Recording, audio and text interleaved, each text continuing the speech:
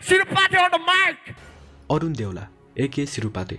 हजुर यदि Nepali hip hop lovers हो र हजुरलाई सिरुपाते को भनेर थाहा छैन भने चाहिँ हजुर एउटा ट्रु नेपाली हिपहप लभर्स नै होइन।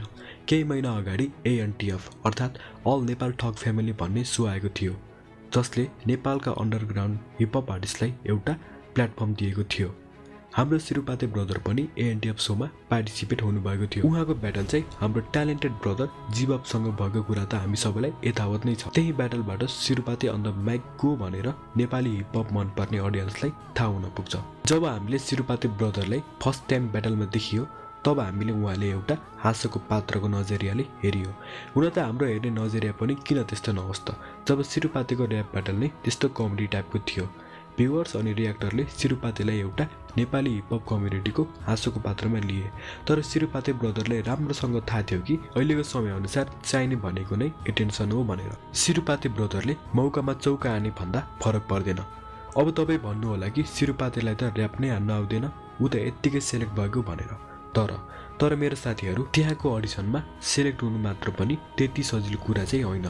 सिरुपाते त्यो सोमा सेलेक्ट हुनु भनेको नै उनमा ऱ्याप गर्ने खुबी छ भनेर डिफाइन गर्ने पनि कुरा हो। उनले आफ्नो बिल्ला गरे, अडियन्सलाई इन्टरटेनमेन्ट दिए, आफ्नो प्रमोसन टाइपको गरे, जीवसँग ब्याटल आफ्नै हाँसो बनाएर हारे। र अहिले भनिराख्नु पर्दैन कि सिरुपातेको गीत कति धेरै यङस्टरले मन पराइराखेका छन् भनेर। उनको थाने अफिसियल, मस्त गाज तानी अनि recently uploaded nobody knows the real me भन्ने गीतहरू सबै राम्रो चलिरहेका छन् भनेर। इनफ्याक्ट उनको च्यानलमा 50K भन्दा पनि बढी सब्सक्राइबर भइसकेका छन्, जुन चाहिँ एकदमै ठुलो कुरा हो। अब यति राम्रो ऱ्यापर जस्तै डोप लिरिक्सहरू लेखेर खतरा ऱ्याप खसारिरहेका छन्, उनलाई के ऱ्याप हान्न आउँदैन भन्नु मिल्ला त? तपाईँलाई के लाग्छ थाहा भएन, तर मलाई त लाग्दैन कि उनलाई ऱ्याप नै हान्न आउँदैन भनेर। हुन त कोही ऱ्यापरहरू फ्रीस्टाइल ऱ्याप ब्याटल गर्नेतिर त्यति धेरै एक्सपर्ट हुँदैनन्, उनीहरू अफ ब्याटलमा चाहिँ खतरा हुन्छन्। जस्ट इक्जाम्पलको लागि हेर्ने हो भने हाम्रो भिटेन भर्सेस हितेश न्यास्तोको ऱ्याप ब्याटल हेर्ने हो भने हामीले भिटेनले मजाले चोखाएको देखिन्छ, तर उनको गीतहरूमा लिरिक्स भने एकदमै बब्बाल हुन्छ भनेर त हामी सबैलाई थाहा नै छ।